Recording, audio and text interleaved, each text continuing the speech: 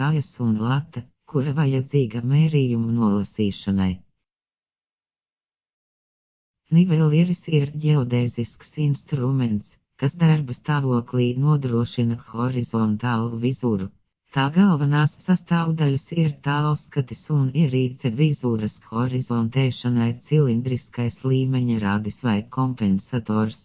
Gandrīz visiem nivelieriem apakšējā daļā ir iebūvēts limps horizontālo leņķu mērīšanai ar nevisai augstu precizitāti. Šeit var redzēt, kā uzstādīt nivelieri. Jāsāk ar to, ka izvelk un attaisa niveliera kājas.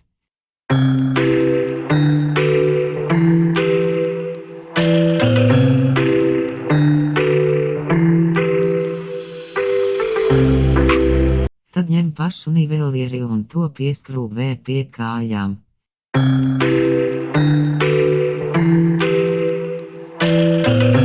Kas tas ir izdarīts? Ar niveliera skrūvēm to noregulē līmenī.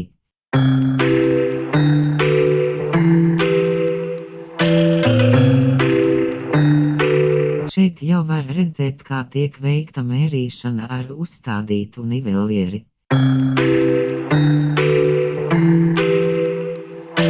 Latu izmanto, lai nolasītu augstumus. Katra latas iedaļiņa ir 10 mm kadmēra, jāmāk nolasīt precīzs augstums. Es došu jums 3 jautājumus arī par nivelieru saistītus. Kas ir grūtākais strādājot ar nivelieru? Grūtākais? Nolasīšana. Okay. Pastāstiet par savu sliktāko pieredzi strādājot ar nivelieru. Sarežģīts jautājums. Sliktākā pieredze? Jāmēra bija 3 km un bija kļūda un bija jāpārmēra vēlreiz tie 3 km. Vai bieži saskaraties ar salauztiem nivelieriem skolā? Regulāri.